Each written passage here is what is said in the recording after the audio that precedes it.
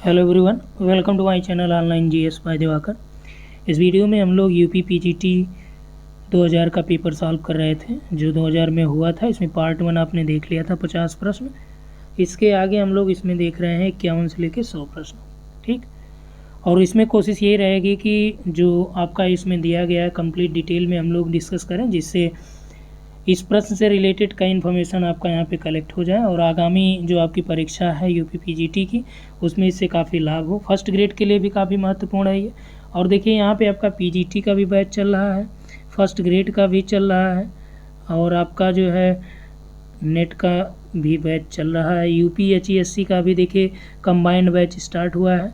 इन किसी भी बैच में यदि आप जुड़ना चाहते हैं तो इस नंबर पे आप व्हाट्सअप कर सकते हैं, जहाँ कंप्लीट डिटेल आपको मिल जाएगा और डेमो वीडियो पीडीएफ भी आपको वहाँ से मिल जाएगा। आप सेटिस्फाई होकर उसे ज्वाइन कर सकते हैं।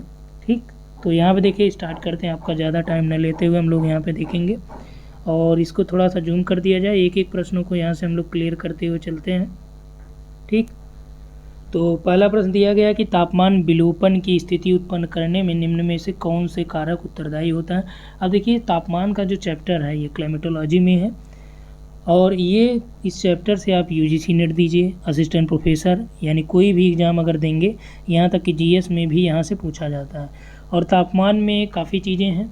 ठीक, तापमान को यदि आप प्रॉपर तरीके से पढ़ लिए, तापमान, वायुदाब और आर्द्रता, इससे आपका पूरा क्लाइमेटोलॉजी कंप्लीट हो जाता है ऑलमोस्ट। क्योंकि जो चीज़ें हैं, चाहे आप चक्रवात की बात करेंगे, ठीक, तो वो भी क्या है, इन्हीं चीज़ों की वजह से जो है, इन्हीं चीज़ों के किसी न किसी अंतर संबंधों की वजह से ये उत्पन्न होती है, वर्षा या बादल बनते हैं। ठीक, सभी में इन सब का योगदान रहता ही है। तो इसलिए यहाँ पे जो तापमान विलोमता का मतलब होता है व्युत्क्रमणता यानी इन्वर्जन।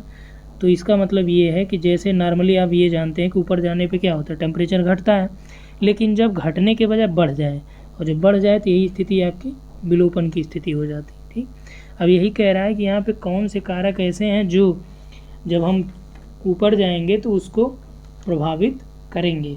ठीक, यानी कि ऊपर जाने पे जो टेम्परेचर यहाँ पे आपका घट जाता है तो ये घटने के बजाय बढ़े, तो कौन सी दशाएं हैं इसमें। विकल्प है लंबी ठंडी रातें। ठीक, उसके बाद दिया है आपका पर्वताकीर्ण घाटी, तीव्र वेगी वायु, स्वच्छ आकाश। ठीक, तो स्वच्छ आकाश रहेगा, उससे क्या होगा, स्वच्छ आकाश से जो पृथ्वी है उसके ठंडा होने के लिए स्वच्छ आकाश या मेघ रहित आकाश का होना आवश्यक है। तो इससे क्या होगा, धरातल यहाँ पे ये ठंडी जल्दी हो जाएगा और इसकी अपेक्षा ऊपर का जो टेम्परेचर है वो ज़्यादा रहेगा। ठीक, जैसे ऊपर आप जाएंगे तो इसकी अपेक्षा यहाँ पे चूँकि रात में आप जानते हैं दीर्घ पार्थिव विकिरण निकलता है। ठीक, तो स्वच्छ आकाश की वजह से यहाँ का जो टेम्परेचर है वो इसकी अपेक्षा कम हो जाएगा। तो ये स्थिति क्या हो जाएगी, तापमान प्रतिलोमता, विलोमता या व्युत्क्रमणता की। पर्वताकीर्ण घाटियाँ या ढालू घाटियों में भी इस तरह की स्थिति हो जाती है। और लंबी ठंडी रातें, जो ठंडी रातें यानी रात है वो ठंडी हो और उसका जो टाइम पीरियड है वो भी आपका ज़्यादा हो, तो ये भी उत्तरदायी है किसके, तापमान प्रतिलोमता की। अब देखिए इसका डिटेल में डिस्कशन हम लोगों ने बैच में किया है, जो कंबाइंड बैच आप लोगों का चल रहा है। ठीक, उसके बाद देखिए इसमें कौन सा उत्तरदायी नहीं है, तीव्र वेगी वायु।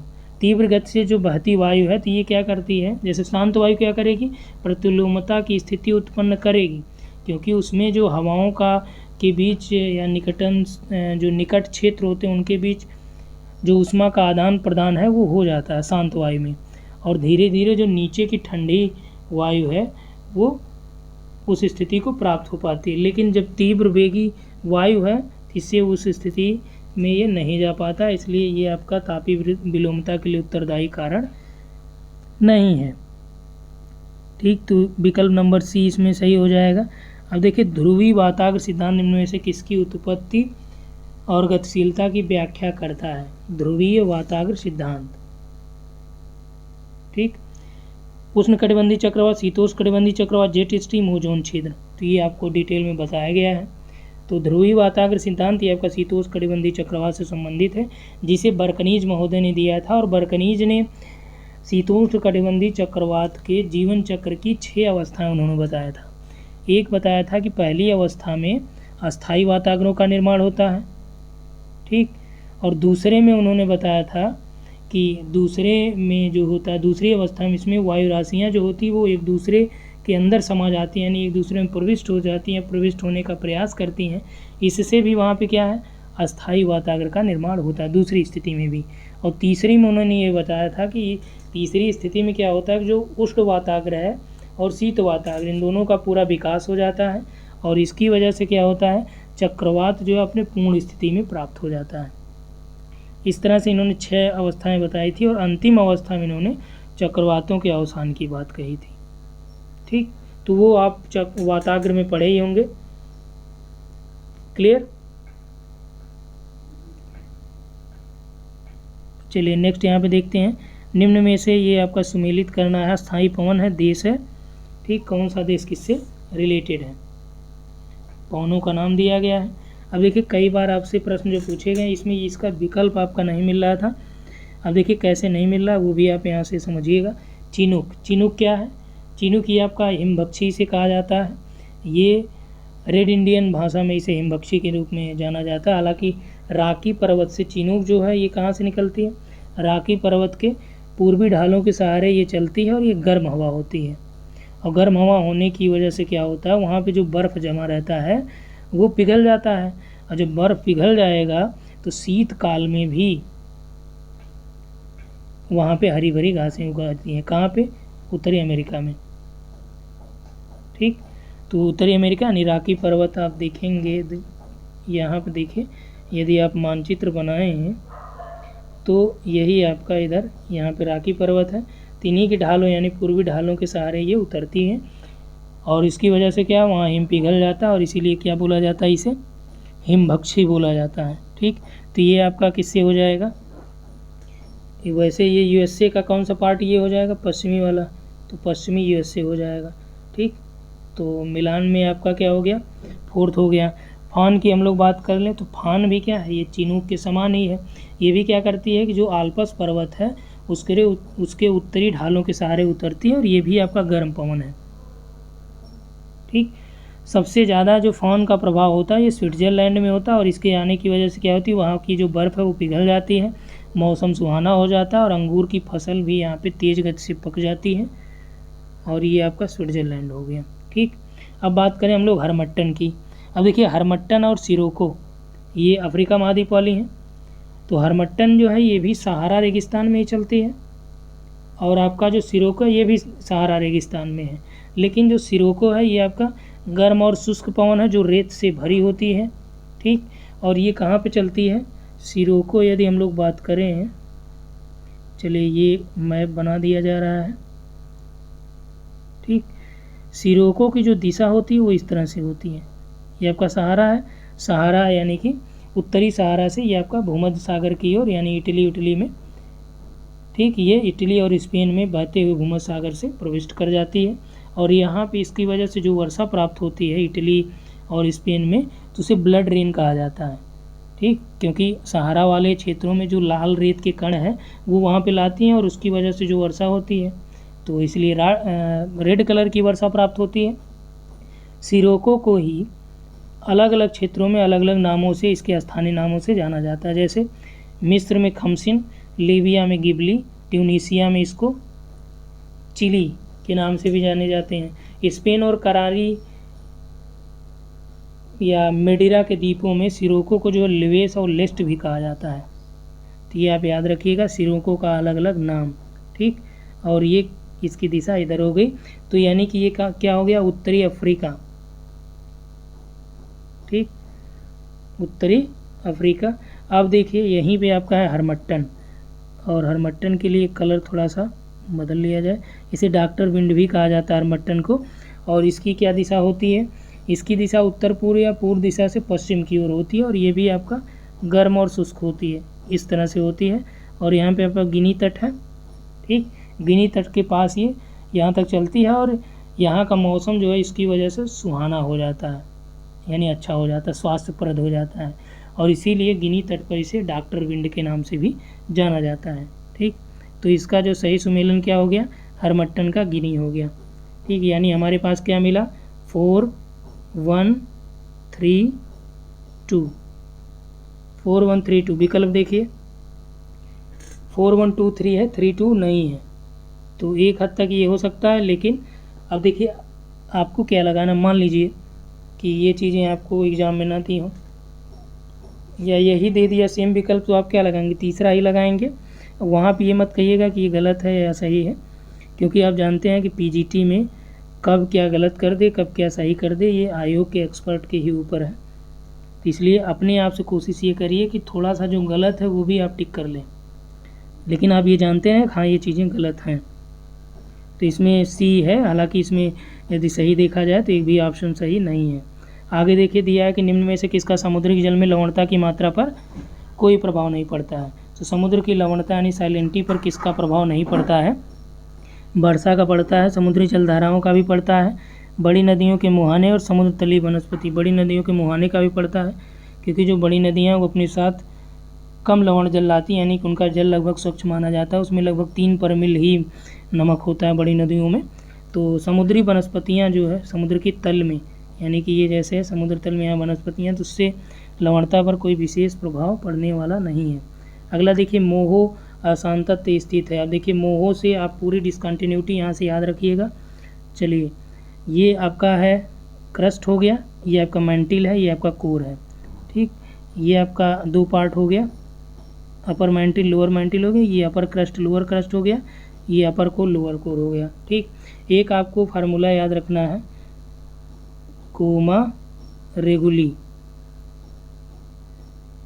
ठीक, ये आप भी बना सकते हैं, क्योंकि जो डिसकंटिन्यूटी उसका एक एक वर्ड आगे वाला लेके बनाया गया है। ठीक, कोमा से पहले के से हो गया आपका कोनोराड, कैसे? तो कोनोराड आपका क्या है? अपर क्रस्ट और लोअर क्रस्ट हो गया। उसके बाद देखिए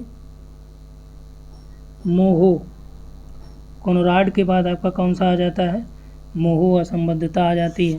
ठीक, उसके बाद आपका आता है रेपीटी, फिर आपका आता है गुटेनबर्ग, फिर आपका आता है लेहमैन। तो मोहो असंबद्धता, इसमें देखिए आपका ये वाला क्या हो गया? कोनोराड हो गया। मोहो आपका क्या हो जाएगा? लोअर क्रस्ट और अपर मैंटिल। तो ये वाला आपका मोहो हो गया। रे से आपका रेपीटी है। ठीक, रेपीटी यानी कि आपका क्या हो जाएगा?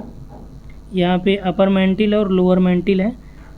ठीक, तो ये आपका रेपीटी हो जाएगा।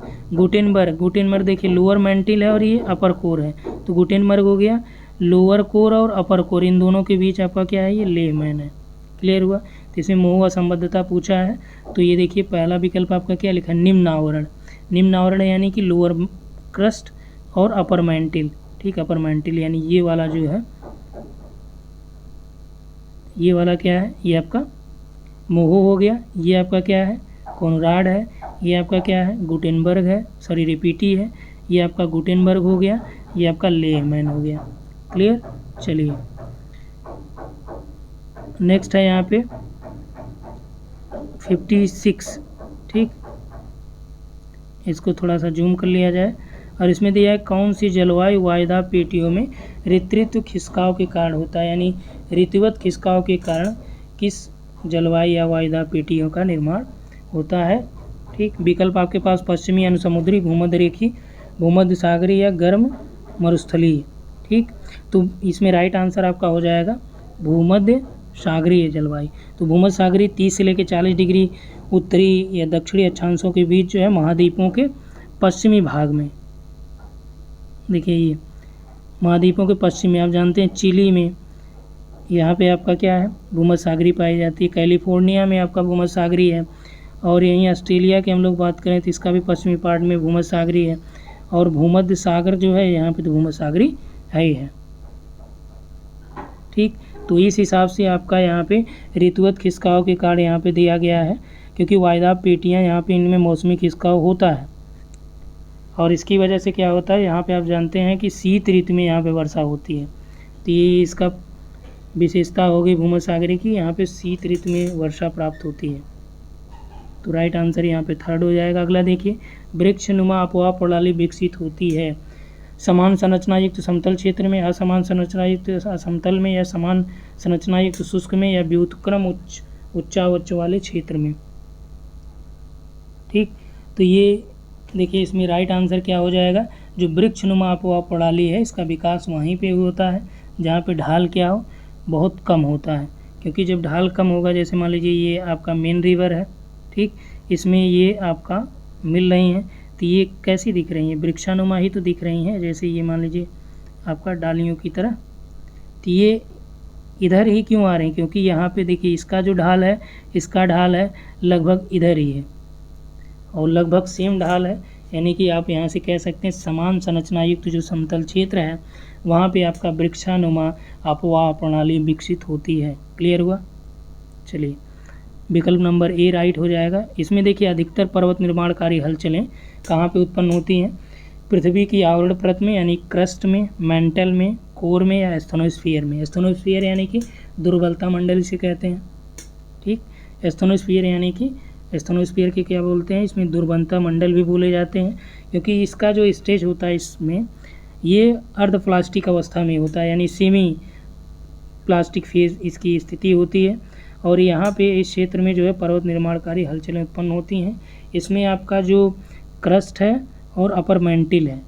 एस्थनोस्फीयर में देखिए आपका कौन सा आ जाएगा, क्रस्ट वाला पार्ट है, ये अपर मेंटिल और लोअर क्रस्ट, इन दोनों को मिला के एस्थनोस्फीयर या दुर्बलता मंडल कहा जाता है, ठीक। लावा का उद्गार भी ज़्यादातर यहीं से देखा जाता है और पर्वत निर्माणकारी हलचल भी यहीं से होती है। तो 4th नंबर ऑप्शन राइट है। आगे देखिए हॉस्ट जो पर्वत है या अस्त्राकृति है, इसकी उत्पत्ति किससे होती है, वलन से, भ्रंशन से, अपरदन से, निक्षेपण से। तो जो हॉस्ट स्थलाकृतियाँ हैं ये इसका निर्माण कहाँ से होता है, तो इसका निर्माण जो है भ्रंशन के फलस्वरूप होता है, हॉस्ट स्थलाकृतियों का निर्माण, ठीक। इसमें ये होता है कि जब दो भ्रंश किनारों का जो स्तंभ जो है यहाँ पे,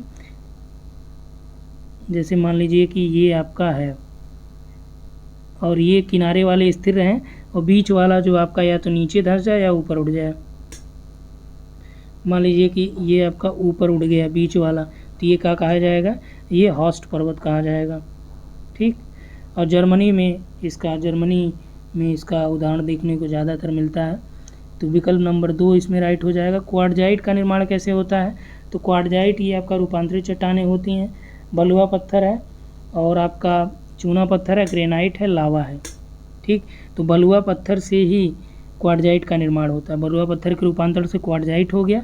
और चूना पत्थर से आपका संगमरमर बनता है, ठीक, संगमरमर बनता है। ग्रेनाइट से जो निर्माण होता है नीस का होता है और लावा के उद्गार से जो आपका काली मिट्टी बनती है ये लावा के उद्गार से बनती है। क्लियर? चलिए अगला देखते हैं। रूसी फेडरेशन में अच्छे बंदरगाहों का अभाव है, इसकी कोई भी सीमा किसी महासागर से स्पर्श नहीं करती है, ठीक। तो रूसी फेडरेशन में अच्छे बंदरगाहों का अभाव है। दूसरा देखिए कारण तो आपका डायरेक्ट गलत है, क्योंकि इसकी सीमाएं महासागरों से स्पर्श करती हैं, प्रशांत से भी मिलती हैं, ठीक। तो यहाँ पे दिया गया है कि अच्छे बंदरगाह जो है यहाँ पे नहीं पाए जाते हैं, तो बात सही है। बहुत ज़्यादा क्षेत्र इसका जो है महासागरों से नहीं जुड़ा है, कुछ ही क्षेत्र इसका महासागरों से जुड़ा है। तो कुछ बंदरगाहों को छोड़ दिया जाए तो मैक्सिमम जो यहाँ पे उतने अच्छे बंदरगाह बड़े स्तर के नहीं हैं। तो ये आपका सत्य है, ये आपका गलत है। इस हिसाब से विकल्प नंबर 3 यहाँ पे राइट हो जाएगा। आगे देखिए 62 नंबर का, इसमें दिया है कि भारत में सीमेंट कारखाने मध्य प्रदेश, आंध्र प्रदेश, गुजरात में केंद्रित हैं।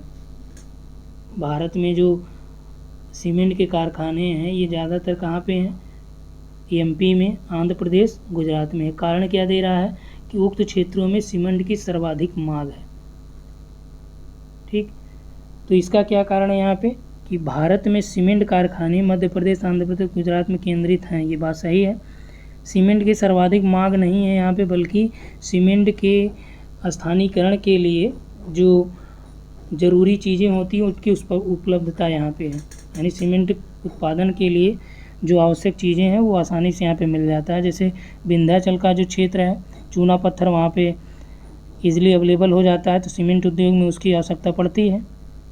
और इसकी जो मांग है ये उत्तरी और पूर्वी भारत में ज़्यादा है, ना कि केवल इन क्षेत्रों में। तो इसलिए ए राइट है, आर रॉन्ग है, तो विकल्प नंबर 3 हो जाता सही। अगला देखिए, यहाँ पे भी कथन और कारक में दिया है कि विगत वर्षों में भारत की मूल्यानुसार निर्यात संरचना में हीरा जवाहरात का महत्व बढ़ा है। हीरा जवाहरात जो है उसका महत्व यहाँ पे बढ़ा है। कारण देखिए क्या दे रहा है, कारण दे रहा है भारत में हीरा एवं बहुमूल्य पत्थरों का उत्खनन भी बहुत बढ़ा है। तो उत्खनन तो बड़े स्तर पे हीरा का जो प्रोडक्शन होता है, इंडिया तो है नहीं, आपका देखिए अफ्रीका है, ऑस्ट्रेलिया, यहाँ पे प्रॉपर तरीके से इनका उत्पादन हो ही रहा है। दिया है कि कथन ए जो दिया है कथन ए सही है, क्योंकि मूल्यवान निर्यात संरचना में हीरे जवाहरात का महत्व बढ़ा। आप देखेंगे कि जो आर्थिक सर्वे आया उसमें हीरा जवाहरात पेट्रोलियम इनका जो निर्यात है वो ज़्यादा तेज़ यहाँ पे किया गया है। और आयातित जो हीरा है उसकी कटाई कहाँ पे होती है, ये आपके सूरत में ही की जाती है। ठीक, तो यानी उत्खनन नहीं बढ़ा बल्कि उत्पाद बढ़ गया यहाँ पे। ठीक, तो इसका जो कटाई होती है हीरे की, ये सूरत और जयपुर में बड़े स्तर पे होती है और अंतर्राष्ट्रीय बाजार में इसका निर्यात भी खूब किया जाता है। तो इस आधार पे आपका जो निर्यात संरचना में इनका महत्व बढ़ा है, ये राइट है, लेकिन उत्खनन उतना बड़े स्तर पे नहीं हुआ है, तो ये रॉन्ग है। तो इसलिए कथन ये आपका राइट हो जाता है और रॉन्ग है, विकल्प नंबर 3 यहाँ पे राइट है। देखिए इस समय 2000 में जो पूछा गया प्रश्न था, जो आपने देखा था कि रुको जाओ नियतिवाद था जिसको 2021 में रॉन्ग दिया गया था, सेम वही विकल्प आपका 2000 में पूछा गया है। 2000 में जो पेपर हुआ है इससे जो है लगभग 3 प्रश्न आपके 2021 में आए हैं और हूबहू रखे गए हैं। तो इसलिए प्रीवियस ईयर पेपर को फोकस करके सॉल्व करिए और डिटेल में कोशिश करिए, और इसमें किसी भी प्रश्न में आपको कोई त्रुटि लगे कहीं भी तो निश्चित तौर पे आप कमेंट करके बता सकते हैं। ठीक, उसका कोशिश करिए कि सोर्स अवेलेबल कराने का। यदि आपके पास सोर्स नहीं है और आपको लग रहा है कि नहीं ये चीज़ें गलत हैं, तो आप निश्चित तौर पे कमेंट करें, उसका क्लैरिफिकेशन आपको मिल जाएगा। ठीक, क्योंकि गलतियां होती हैं, हो सकता है कि मेरे द्वारा कहीं ना कहीं कोई छूट हो जाए, कोई भूल हो जाए। ठीक, तो 64 नंबर देखिए दिया है कि उत्तर प्रदेश में चीनी का उत्पादन महाराष्ट्र की अपेक्षा अधिक है पर उत्पादकता कम है। कारण दे रहा है कि महाराष्ट्र में अधिकतर चीनी मिलें सहकारी क्षेत्रों में हैं। ठीक, तो उत्तर प्रदेश में चीनी का उत्पादन महाराष्ट्र की अपेक्षा अधिक है और उत्पादकता कम है, ये भी बात सही है। हालांकि पहले जो है ये 2000 की बात चल रही थी, बीच में महाराष्ट्र आगे हो गया था, अभी फिर आपका कहाँ कौन है, यूपी आगे हो गया है। तो उत्तर प्रदेश में चीनी उत्पादन महाराष्ट्र की अपेक्षा अधिक है, ये बात सही है। उत्पादकता यानी प्रोडक्टिविटी यहाँ पे कम है, प्रोडक्टिविटी पर हेक्टेयर ली जाती है, या आप कह सकते हैं पर हेक्टेयर के बजाय यहाँ पे पर क्विंटल ले सकते हैं कि 1 क्विंटल अगर गन्ना है तो उसमें कितना चीनी प्राप्त हो रहा है। ठीक, कि महाराष्ट्र में जो गन्ना में चीनी की मात्रा होती है वो ज़्यादा वहाँ पे देखी जाती है। महाराष्ट्र में अधिकतर चीनी सहकारी क्षेत्र में है, तो ये भी आपका सही बात है। ठीक, अब देखिए कि गन्ना ये चीनी की मिले सहकारी क्षेत्र में, इस कारण से यहाँ पे प्रोडक्शन ज़्यादा हुआ है, ऐसा नहीं है। यूपी में ज़्यादा है, महाराष्ट्र में कम है, तो दोनों सही हैं, लेकिन जो है व्याख्या सही नहीं करना है, कारण जो है। ठीक, अगला देखिए भारत में सूती वस्त्र उद्योग में तमिलनाडु जो है अग्रणी है।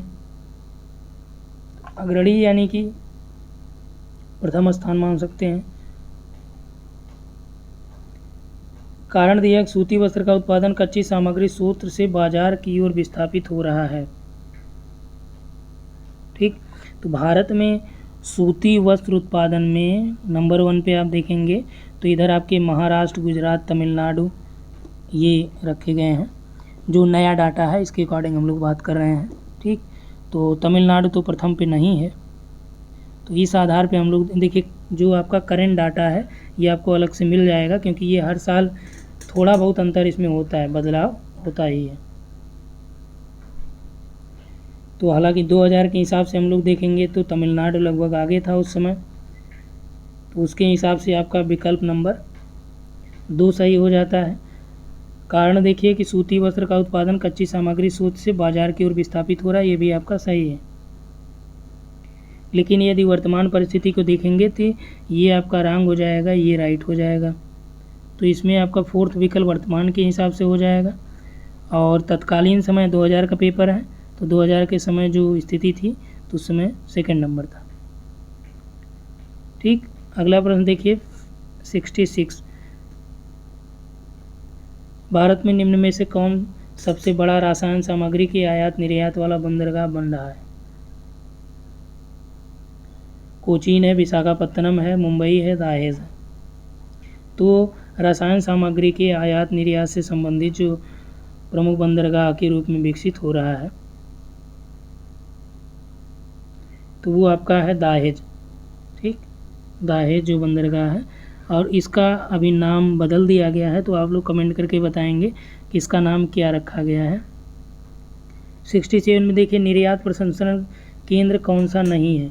ये बहुत बार प्रश्न पूछा जाता है और लोक सेवा आयोग के द्वारा प्रीलिम्स में भी पूछा गया, कई बार प्रश्न है ये। तो निर्यात प्रसंस्करण केंद्र जो है कौन सा नहीं है? मुंबई है, कलकत्ता है, कांडला है, नोएडा है। ठीक, तो इसमें मुंबई, कांडला, नोएडा ये निर्यात प्रसंस्करण केंद्र हैं, जबकि कोलकाता जो है ये नहीं है। कोलकाता के स्थान पे यहाँ पे कलकत्ता का यानी पश्चिम बंगाल का फाल्टा जो क्षेत्र है ये आपका निर्यात प्रसंस्करण केंद्र है। तो इस हिसाब से विकल्प नंबर 2 यहाँ पे रंग हो जाएगा।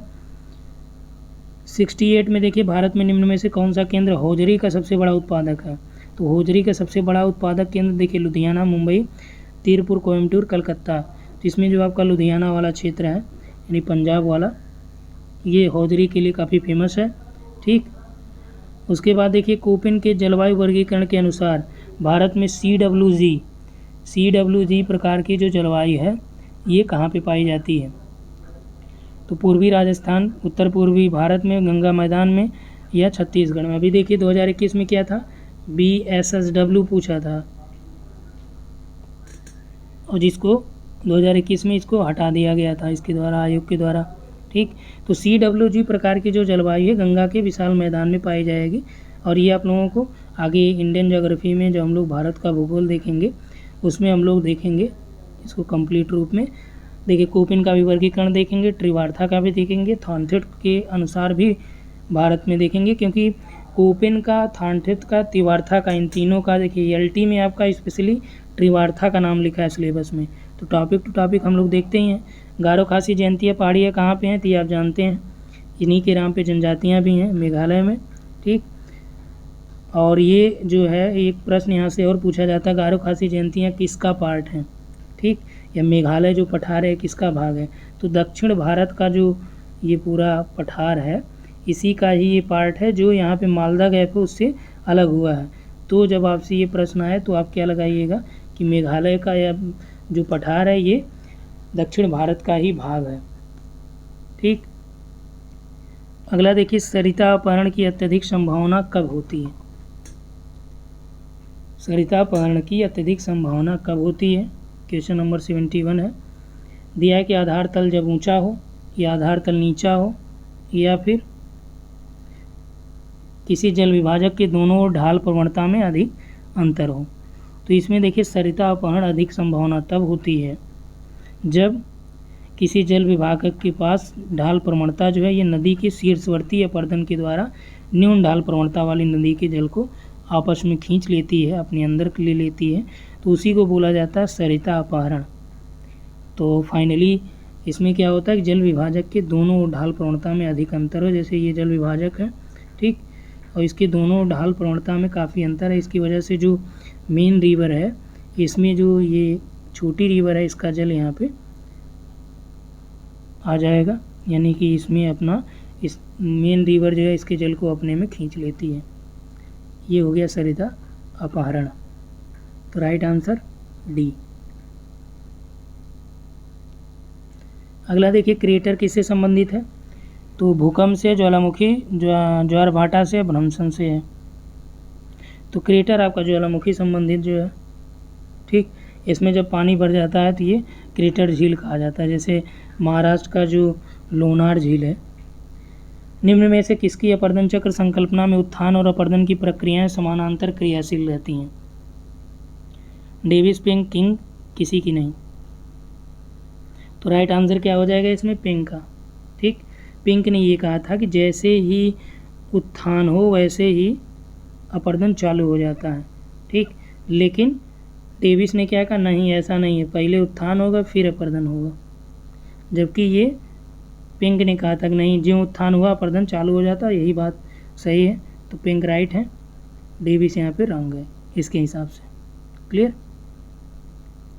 चलिए नेक्स्ट यहाँ पे हम लोग आते हैं 74 नंबर प्रश्न पे। 74 में देखिए, इसमें दिया है कि किसी भूदृश्य में जलप्रपातों एवं क्षिप्रिकाओं की बहुलता क्या प्रदर्शित करती है। यानी कोई लैंडस्केप हो, भूदृश्य हो, वहाँ पे कह रहा है कि जलप्रपात ज़्यादा बन रहे हों, प्रक्षेपिका भी यानी कि जलप्रपातिका भी ज़्यादा बन रही हो, तो वह किस स्थिति को प्रदर्शित करता है। युवावस्था, प्रौढ़ावस्था, वृद्धावस्था या पेनिप्लेन। तो आप जानते हैं कि जैसे ही नदी का यहाँ से मान लीजिए उत्थान हुआ, जैसे नदी यहाँ से पर्वत के ढालों से आती है, सबसे पहले आपका यहाँ पे वी आकार की घाटी बनाती है, क्योंकि यहाँ पे तीव्र वेग होता है। ठीक, फिर उसके बाद यहाँ पे जलप्रपात प्रपातिका का निर्माण करती है। तो ये किस अवस्था में हो गया, युवा अवस्था में, क्योंकि वेग वहाँ पे तीव्र गति से बहुत तेज होता है। तो फर्स्ट नंबर हो गया। 75 में देखिए, इसमें दिया है कि वृद्धावस्था में नदियाँ अत्यधिक विसर्पण करती हुई प्रवाहित होती हैं। कारण दिया है कि वृद्धावस्था में नदियों की भार वहन क्षमता समाप्तप्राय हो जाती है, ये बात सही है। और दिया है कि अत्यधिक विसर्पण करेंगे। विसर्पण कब करती हैं, जब उसमें वेग होता है, और जब वेग रहेगा नहीं तो विसर्पण कर नहीं पाएंगे। विसर्पण यानी कि इस तरह से, ठीक, और इस तरह से तब होगा जब ये इसमें वेग रहेगा और ये अपर्दन ज़्यादा करेंगी, यानी पार्श्विक अपर्दन जब ज़्यादा करेंगी, तो इसकी वजह से क्या होगा, विसर्पण होगा। और विसर्पण कब होता है, प्रौढ़ावस्था की स्थिति में ज़्यादा होता है। लेकिन वहीं पे यहाँ कह रहा है कि जब वृद्धावस्था आ जाए तो नदियाँ निक्षेपण करती हैं, डेल्टा बनाती, निम्नवर्ती मैदान बनाती, संप्राय मैदान बनाती हैं। ठीक, तो इसलिए आपका ये तो राइट है, ये रॉन्ग हो जाता है। तो विकल्प नंबर 4 आपका यहाँ पे सही है, ये गलत है, आर सत्य है। ड्रमलिन उत्पन्न होता है हिमानी अपर्दन से, नदी अपर्दन से, हिमानी निक्षेपण से या नदी निक्षेपण से। ठीक, तो ड्रमलिन क्या है, ये निक्षेपणात्मक स्थलाकृति है और उल्टे नाव के आकार की नज़र आती है इस तरह से। अंडे की टोकरी भी इसे कहा जाता है। ठीक, और ये झुंडों में देखी जाती है। तो राइट आंसर इसमें आपका हो जाएगा हिमानी निक्षेपण से। ठीक, राइट आंसर क्या हो गया, हिमानी निक्षेपण से इसका निर्माण होता है। ठीक, आगे हम लोग देखें पैटरनॉस्टर लेक। पैटरनॉस्टर जो झील है ये पाई जाती हैं, दिया है कि वायु अपर्दित क्षेत्रों में या फिर सागरीय लहरों द्वारा अपर्दित तटों में या काश क्षेत्रों में या हिमानी अपर्दित क्षेत्रों में। तो जो पैटरनॉस्टर लेक है 77 में, इसका निर्माण जो है हिमानी अपर्दन के द्वारा, हिम सोपान, जो हिम अपर्दन होता है उसके द्वारा जो सोपान होता है उसका निर्माण होता है। जैसे ये देखिए आपका, ठीक, इसी में आपका पैटरनॉस्टर लेक का निर्माण होता है, आपको बताया गया है। और ये जब इसका अधिक अपर्दन हो जाए, जो हिम सोपान है यहाँ पे, इसका जब ज़्यादा अपर्दन हो जाए, बहुत ज़्यादा हो जाए, तो हिमनद जो है यहाँ पे लगभग ख़त्म हो जाएगा, क्योंकि जब यहाँ पे जो हिमनद है ये ख़त्म हो जाएगा और इसकी वजह से क्या होगा, झील जैसी संरचना बन जाएगी और इसी को क्या बोला जाएगा, पेस्टरनॉक लेक भी कहा जाता है या पैटरनॉस्टर लेक भी कहा जाता है या पेस्टरनॉक लेक कहा जाता है। तो राइट आंसर इसमें देखिए हिमानी अपर्दित क्षेत्र। कोपेन के जलवायु वर्गीकरण देखिए, यही सेम आ गया ना। कहा कि BSH का अर्थ क्या है, उष्णकटिबंधीय आर्द्र, वर्ष पर्यंत वर्षायुक्त, शीतोष्णकटिबंधीय आर्द्र या उष्णकटिबंधीय वर्षाविहीन जलवायु, या जो है उष्णकटिबंधीय स्टेपी। 78 नंबर पे है। तो BSH और BWH होता है। ठीक, S यानी कि समर से लिया जाता है और W यानी विंटर से, इसका इसमें उल्टा होता है। यहाँ पे समर शुष्क होता है और यहाँ पे आपका समर में वर्षा प्राप्त होती है। तो ये कहाँ पे होती है, ये स्टेपी वाले मैदान में होती है। तो उष्णकटिबंधीय स्टेपी, BSH आपका स्टेपी हो गया राइट आंसर। ठीक, BSH जो है इसका राइट आंसर हो जाएगा स्टेपी। उसके बाद देखिए 79 में यहीं पे देखिए दिया गया है कि जब किसी क्षेत्र में शीतोष्णकटिबंधीय चक्रवात का मध्य गर्म प्रखंड, यानी वही गर्म वातावरण, मध्य गर्म प्रखंड गुजरता है तो वहाँ मौसम कैसा होता है। यानी शीतोष्ण चक्रवात का जो मध्य गर्म प्रखंड यहाँ पे कह रहा है, या जो गर्म वातावरण, शीत वातावरण, ठीक है, ये दोनों हैं इसके, इसी वजह से उत्पन्न होता है। तो इसकी वजह से यहाँ पे कह रहा है क्या होता है, साफ होता है मौसम, हल्की वर्षा होती है, भारी वर्षा होती है, आकाश जो है स्वच्छ होता है, वृष्टि नहीं होती है। ठीक, तो इसमें जो राइट आंसर हो जाएगा 79 में, जब शीतोष्णकटिबंधीय चक्रवात का जो मध्य गर्म प्रखंड है वो गुजरता है किसी स्थान से, तब वहाँ पे वर्षा ज़्यादा होती है, भारी वर्षा होती है। शीतोष्णकटिबंधीय चक्रवात जब आपको कराया जा रहा था उसमें आपने देखा होगा। ठीक, यदि आपने नहीं देखा है तो आप जाके जो आपका कंबाइंड बैच में, पेड बैच में आपको भेजा गया PDF और वीडियो, उसको आप देखिए। 80 नंबर का प्रश्न देखिए, इसमें दिया है कि भारत में अरुणाचल प्रदेश में संभाव्य जल विद्युत क्षमता विपुल है। कारण दिया है कि अरुणाचल में अधिक वर्षा होती है। तो अरुणाचल जो है ये आप जानते हैं कि पूर्वोत्तर वाला जो क्षेत्र है इसमें पर्वत, पहाड़ ये सब ज़्यादा हैं। ठीक, ऊंचाई नीचाई ज़्यादा है यहाँ पे, तो इसकी वजह से क्या होता है कि यहाँ पे जल विद्युत क्षमता की संभावना ज़्यादा है। वर्षा की वजह से नहीं, बल्कि नदियाँ जो वहाँ पे हैं, वर्षा उतना ज़्यादा यहाँ पे होता नहीं, तो इसकी वजह से कथन सही है, कारण गलत है। विकल्प नंबर 3 राइट है। अगला देखिए, पूर्वी घाट पहाड़ियाँ जो हैं, पहाड़ियों की सर्वाधिक ऊंचाई कहाँ पर मिलती है? महेंद्रगिरी, तिरुपति, गोदावरी कृष्णा के मध्य, या फिर विशाखापत्तनम पर्वतीय तटवर्ती क्षेत्रों के आसपास। ठीक, तो यहाँ पे आप देख सकते हैं ये आपका हो गया, ये आपका क्या हो गया, पूर्वी घाट पहाड़ी है, ये आपका पश्चिमी घाट पहाड़ी है। और इसमें कह रहा है कि सर्वाधिक ऊंचाई कहाँ पे होती है, जो पूर्वी घाट पहाड़ियाँ उसकी। तो पूर्वी घाट पहाड़ियाँ ज़्यादातर जो ऊंचाई आपका यहाँ पे है, विशाखापत्तनम का जो तटवर्ती क्षेत्र है, तो पूर्वी घाट का जो ऊंचाई है यहीं पे ज़्यादातर देखने को मिलता है। ठीक, और उड़ीसा का जो गंजाम ज़िला है, तो यहाँ पे दिया है कि विशाखापट्टनम का तटवर्ती, तो यहाँ पे देखिए आपका विशाखापत्तनम से तटवर्ती यानी कि लगभग उड़ीसा के आसपास आप मान सकते हैं। तो विशाखापत्तनम के पास से यहाँ पे सर्वाधिक ऊंची चोटी भी है।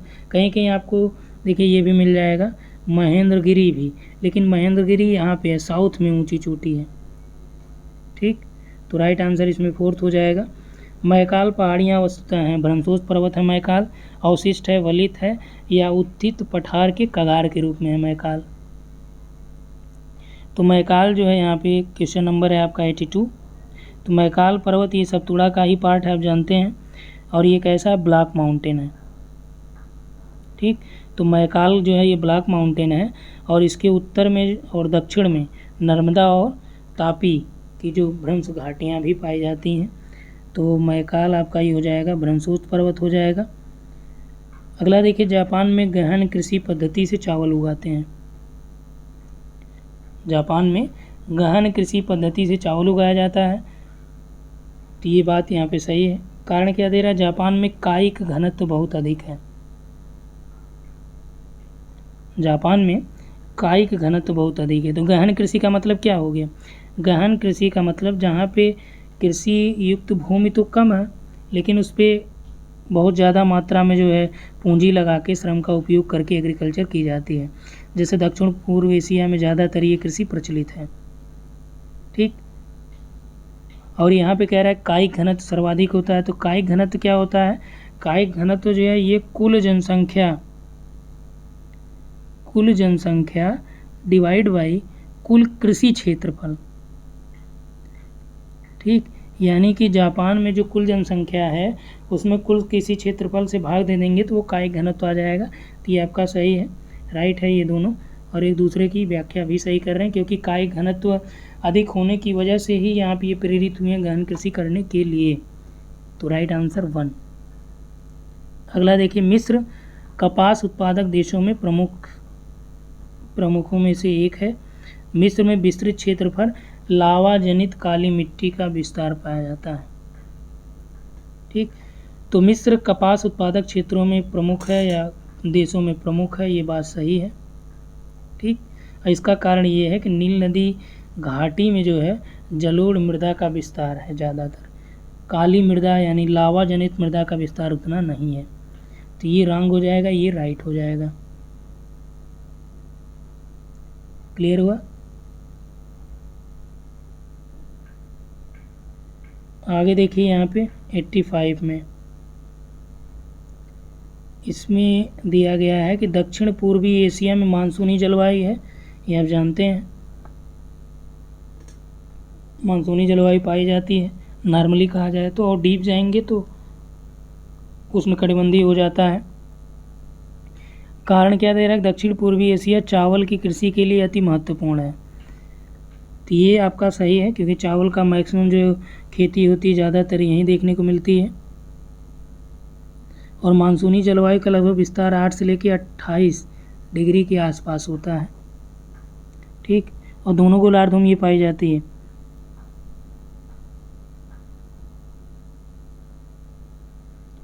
तो यहाँ पे दिया गया है कि दक्षिण पूर्वी एशिया में चावल की कृषि के लिए महत्वपूर्ण, बात सही है, लेकिन इसकी वजह से ये नहीं कि दक्षिण एशिया में चावल की खेती ज़्यादा होती है इसीलिए यहाँ पे मानसूनी जलवायु पाई जाती है, ऐसा नहीं है। बल्कि ये होना चाहिए था, इसको कारण में होना चाहिए था, इसको कथन में होना चाहिए था, तो एक हद तक ये इसको सेटिस्फाई करता, लेकिन दोनों एक दूसरे से उल्टा लिख दिया गया। हालांकि दोनों है तो सही, तो इस आधार पे जो है यहाँ पे विकल्प नंबर 2 हो जाएगा। ठीक, तो जो आपको इस तरह से प्रश्न मिले तो आप इसी तरह से इसको सॉल्व कर सकते हैं। आगे देखिए, सूची 1 और 2 को मिलान करना है। और एक में दिया है मैनहट्टन द्वीप, क्वीटो और क्योटो हांगकांग द्वीप। ठीक, इसको आपको क्या करना है, यहाँ पे मिलान करना है। तो मैनहट्टन द्वीप ये आपका संयुक्त राज्य अमेरिका, सही है।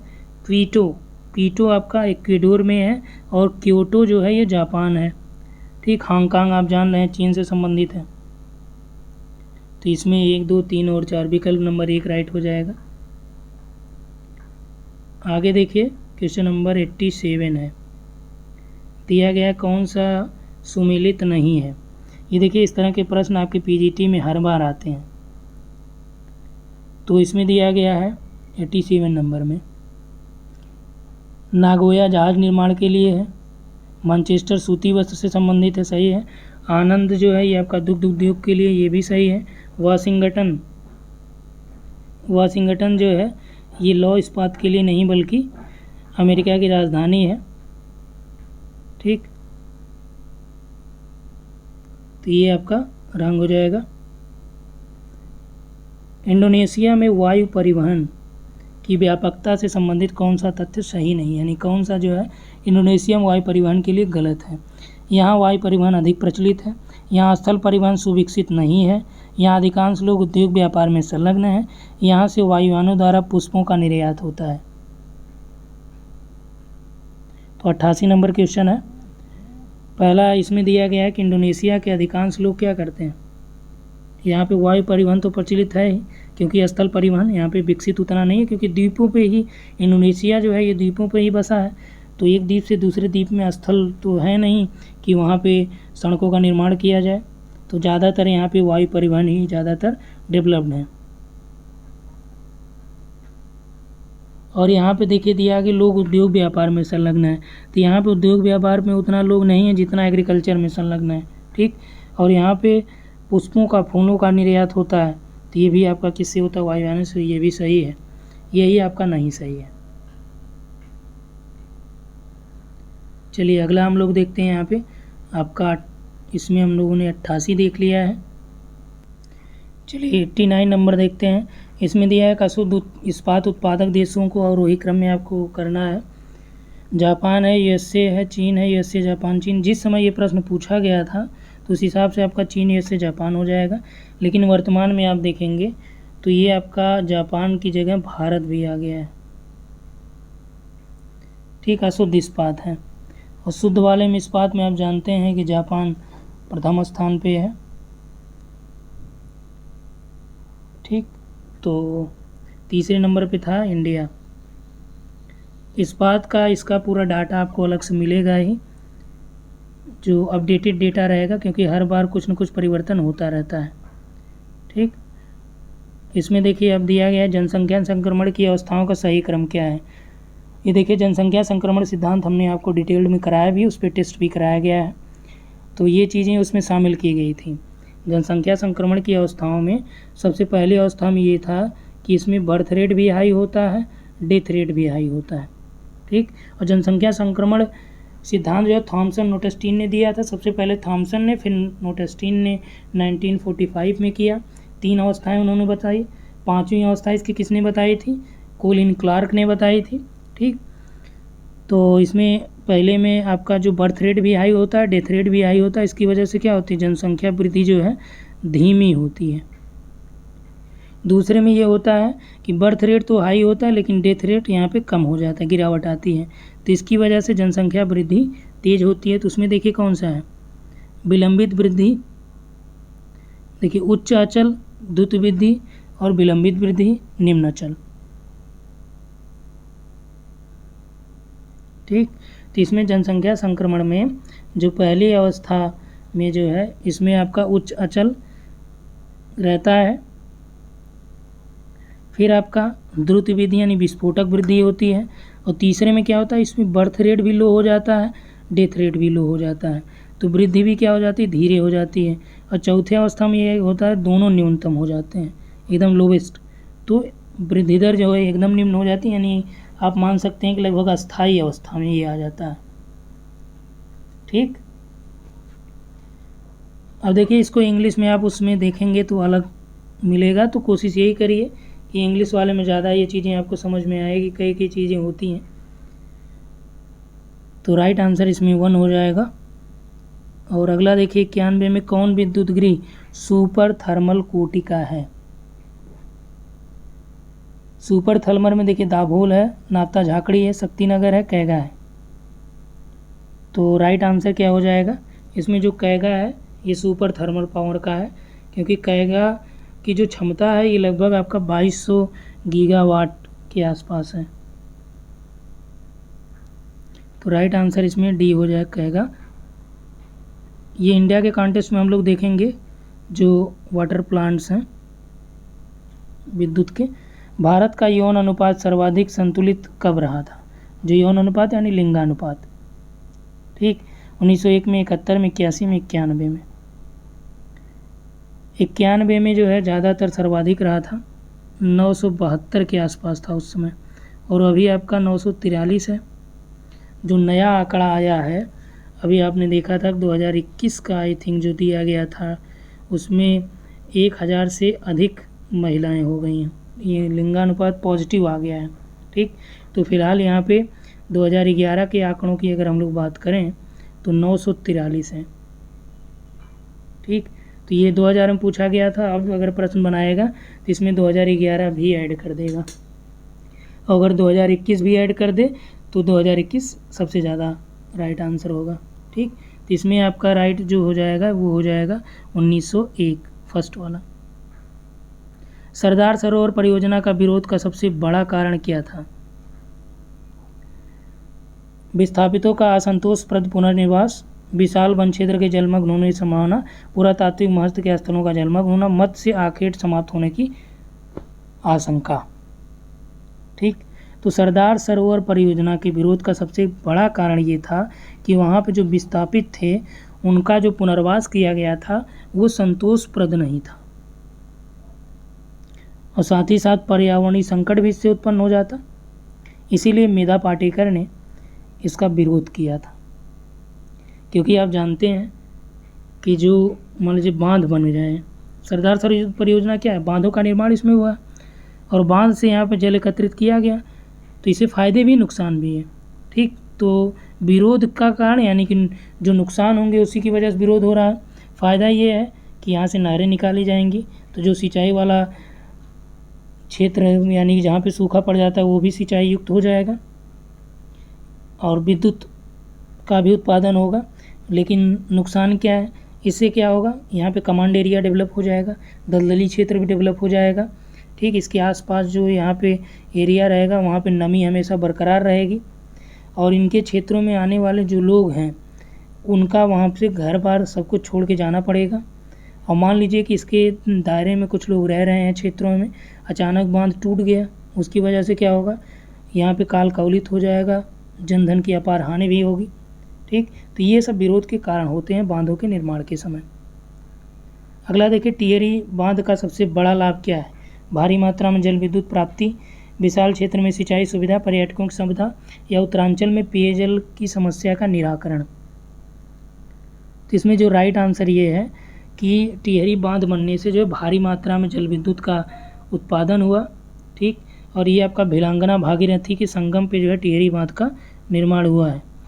ठीक, राइट आंसर 1 हो जाएगा। अगला देखिए, 95 में आस्था नामक शिशु का जन्म हुआ था और इसी के साथ भारत की जनसंख्या 1 अरब हो गई थी। और ये स्थिति कब की है, तो 2000 का पेपर है तो उसी के आसपास हुई होगी। तो राइट आंसर इसमें 11 मई 2000 को जो है भारत की जनसंख्या 1 अरब हो गई थी और 1 अरब में शिशु का नाम था आस्था, जो बच्ची थी। अगला देखिए, निम्न को सुमेलित करना, विद्युत गृह और राज्य कहाँ पे कौन सा है। ठीक, तो 2000 के आसपास की बात है। तो इसमें देखिए आपका जो है कोरबा, कहलगांव है, बकरेश्वर है, दाभोल है। ठीक, तो इसमें आपका जो है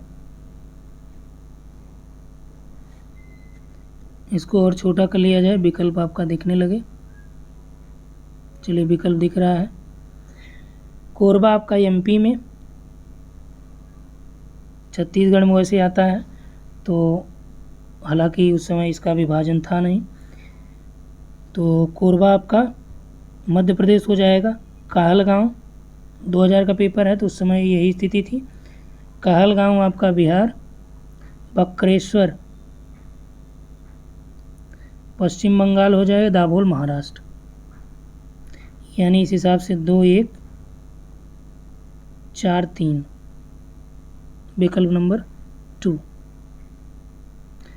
भारत में एशिया का बृहत्तम तेल शोधन कारखाना स्थापित किया गया है और ये कौन सा है, जामनगर, मथुरा, कोचीन, विशाखापत्तनम। कौन सा है, जामनगर जो है ये रिलायंस इंडस्ट्री जो है और ये एशिया का सबसे बड़ा तेल शोधक कारखाना है। अगला देखिए, प्रवाल विरंजन का परिणाम क्या होता है। यानी प्रवाल विरंजन परिणाम है किस चीज़ का, कर समुद्री धाराओं का, विश्व के बढ़ते तापमान का, समुद्री जल प्रदूषण का या सामुद्रिक जल की लवणता में वृद्धि का।